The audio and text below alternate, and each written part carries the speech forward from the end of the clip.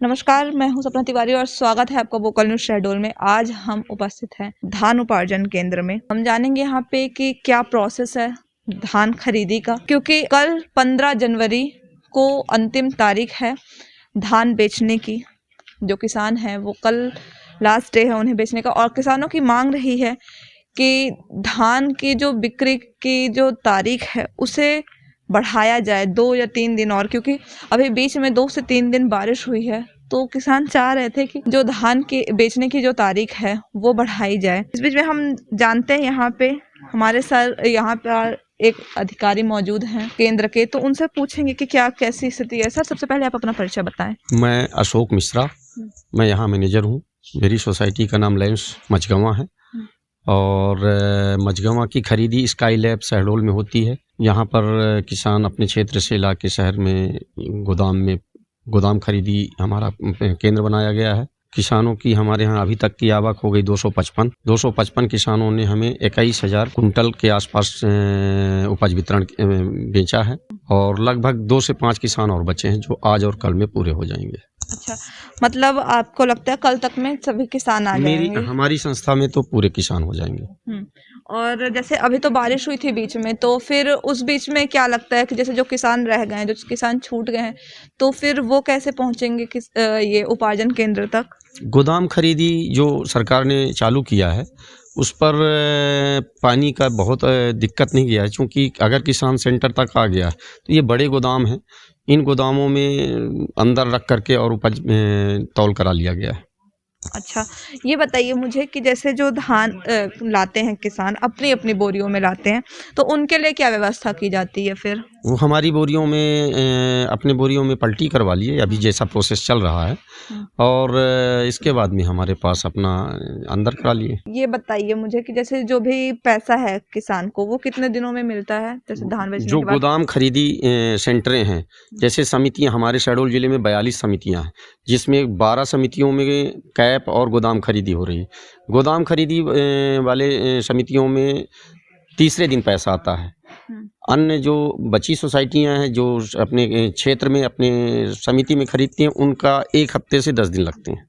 अच्छा, अगर आप मुझे पूरी एक प्रोसेस बताएं कि जैसे जब किसान के पास जो धान उसने पैदावार की, उसके बाद धान उपार्जन केंद्र लाने तक का अगर आप मुझे प्रोसेस बताएं, क्या क्या प्रक्रियाएं होती हैं, क्या क्या चरणबद्ध तरीके होते हैं, अगर आप उसे बता सकें। देखिए, पंजीयन होता है, पंजीयन के बाद गिरदावली होती है, पटवारी उनका उपज चढ़ाता है। इसके बाद में किसान को जो भी तारीख तय होती है खरीदी शुरुआत की, उसके बाद किसानों को मैसेज जाते हैं। 15 किसानों का पहला मैसेज जाता है, जिसमें 10 किसान छोटे होते हैं, 5 किसान बड़े होते हैं। रेगुलर ये प्रोसेस आपके अंतिम स्टेज तक रहता है, और उसी दरमियान जो भी छूटे किसान होते हैं उनको सेकंड मैसेज होते हैं। 7 दिन का समय रहता है। पहला मैसेज अगर एक्सपायर हुआ तो दूसरा मैसेज सेकंड होता है। सेकंड मैसेज एक्सपायर होने पर 10 दिन पहले तक तो ये व्यवस्था थी कि फिर से उसको एक्सटेंड करा लिया जाता था, लेकिन अब किसान भी नहीं है, और सेकंड मैसेज में जो बचे थे उसको हम लोगों ने भी फूड के माध्यम से एक्सटेंड कराया। अच्छा, ये बताइए मुझे कि एक दिन में कितने किसान आते हैं यहाँ पे बेचने के लिए अपना धान? इस शुरुआती दौर पे तो जो किसानों का मैसेज होता, हम लोग एक्स्ट्रा कोई भी काम नहीं कर सकते, सब सिस्टम पे है। हम जो मैसेज गए उस मैसेज के अंदर के ही लोगों लेके आएंगे, उन्हीं का धान लेंगे। और जैसे कोविड गाइडलाइंस भी है, कोविड भी बहुत ज़्यादा फैल रहा है, तो उसके मद्देनज़र आप लोग क्या प्रक्रिया, जैसे कुछ कोविड के लिए अलग अलग, जैसे किसान ज़्यादा आ गए हैं, एक साथ आ गए, तो फिर उस टाइम पर आप क्या करते हैं? नहीं, किसान ज़्यादा आने का सवाल ही नहीं है, किसानों की संख्या निर्धारित रहती है। इसके बाद में कोविड गाइडलाइन का जो सरकार का नियम है, सैनिटाइजर और आपका सोशल डिस्टेंस, ये सब मेंटेन हो ही रहा है। आप भी देख रहे हैं, बहुत भीड़ रहती नहीं है। 5 से 10 किसानों का उपज रहता है, और उसमें 2, 4, 5 लेबर रहते हैं। ये बताइए जैसे जब बारिश हुई, अभी शुक्रवार को बीते दिन बारिश हुई थी, तो उस टाइम पर जैसे अगर किसान आए हुए हैं, उनके पास कोई व्यवस्था नहीं, तो क्या आपके पास कोई तिरपाल वगैरह की व्यवस्था है या नहीं? हमारे पास त्रिपाल है, पन्नी है, और पूरी व्यवस्था रहती है। जो भी खरीदी केंद्र हैं सभी के पास व्यवस्थाएं हैं। और यहाँ पे सिलाई वगैरह सब चीज़ समितियां करा रही हैं, समिति के माध्यम से ये सब काम हो रहे हैं। किसान अपना उपज लेके आया, इसके बाद में किसान का जो भी उपज है ला के और ढाला करेगा, और इसके बाद तौल करा के हम लोग अंदर करा लेते हैं। अच्छा, और पैसे मिलने में जो बैंक खाते में किसान के पैसे आते तो उसमें लगभग कितना दिन लग जाता होगा? बैंक खाते से अपना पैसा कभी भी वो विड्रॉवल कर सकता है। हमारे यहाँ नहीं। से 3 दिन में समिति गोदाम खरीदी की बात कर रहा हूँ मैं। जब जो भी 12 सोसाइटियाँ हैं, ओपन कैप और समितियाँ गोदाम खरीदी, ये 2 पे हमारा तीसरे से चौथे दिन की व्यवस्था है, पैसा किसान के खाते में पहुँच रहा है। और किसान हमारे यहाँ से लोन भी लेता है समितियों से, वो उनका केसीसी का लोन रहता है, वो हमारे उनके अकाउंट लोन खाते में जाता है, बाकी का पैसा काट के उनके खाते में चला है। अच्छा, ये बताइए मुझे सर कि जैसे जो किसान यहाँ पे आए हैं तो उनके धान का चेक करना कि ये धान जो है तो वो सही है, क्वालिटी चेकअप जिसको हम बोलते हैं, कि क्वालिटी चेकिंग होती है उसकी कि नहीं होती है? ग्रेडर सरकार के द्वारा नियुक्त है। तो यहाँ पे आने के बाद चेकिंग होती है? यहाँ पे आने के बाद चेकिंग होती है। हमारे यहाँ वो ढाला करेगा, उसका चेक करेंगे, धान बाहर आएगा जब ही चेक होगा।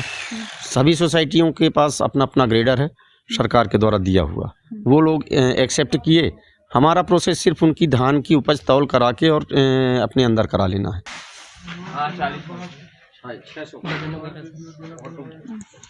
यहाँ जो धान लाई जाती है उसका वजन किया जाता है। हमारे साथ किसान मौजूद है। सर, आपका नाम बताएं। राकेश पटेल, आप कहाँ से आए हैं? चुनिया से। चुनिया से आए हुए हैं, तो आप आज ही आए हैं? आपके में मैसेज वगैरह सब सारी चीज़ें सही से हो रही हैं? हाँ सही हो रहा है। तो आप जैसे जो अपने ये जो धान लेकर के आए हैं ट्रैक्टर में, तो आप क्या अपने साथ मजदूर भी लेकर के आते हैं?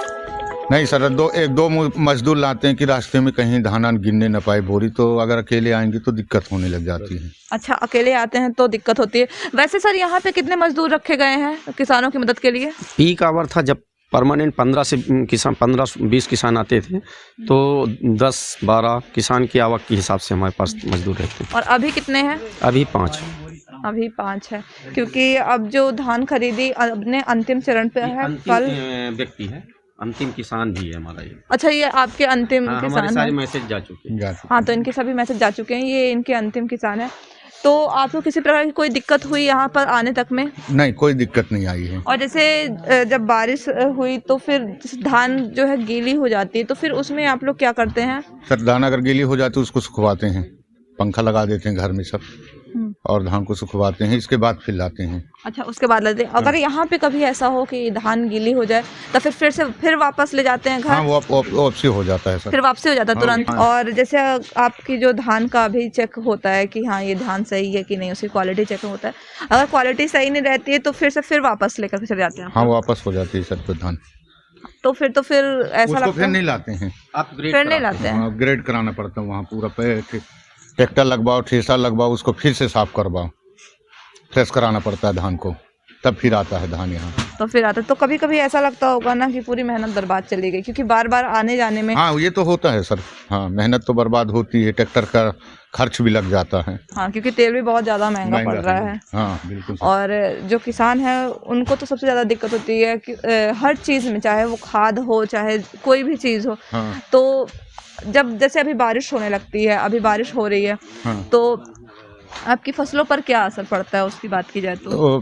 फसल का सर, अभी गेहूं का फसल लगा है, चना का फसल लगा हुआ है, तो उसको अभी तो कोई नुकसान नहीं है। अगर पाथर चपकाएगा तो चना को नुकसान है। अच्छा, अगर ओले और पत्थर गिरेंगे तब तो उनके चना को नुकसान है चना फसल और में। अरहर जो है हल क्योंकि अभी तो अरहर का टाइम है, और अरहर अभी तो पानी भी काफी गिरा है, तो हाँ। अरहर की फसल जो है तो कहते हैं ज्यादा पानी नहीं लेती है। नहीं लेती सर, उसका फूल जो है झड़ गया है। हाँ, तो अरहर का थोड़ा नुकसान है ना, नुकसान है। तो यहाँ पे आपको सभी चीज़ें सही समझ में आ रही हैं? पूरा सही है, पूरा सही है। तो ये भी एक अच्छा विषय है कि जो दूर से किसान आ रहे हैं उपार्जन केंद्र में, तो उनको किसी भी प्रकार की दिक्कत नहीं हो रही। ये अच्छी चीज़ है और दिक्कत होनी भी नहीं चाहिए, क्योंकि उपार्जन केंद्र बनाए ही इसीलिए गए हैं ताकि जो किसान आ रहा है वो आसानी से अपना जो फसल है, जो अपना जो अनाज है वो बेच सके। आगे की खबरों के लिए बने रहिए हमारे साथ और देखते रहिए vocal news Shahdol. Camera person Lalchand के साथ सपना तिवारी, धन्यवाद।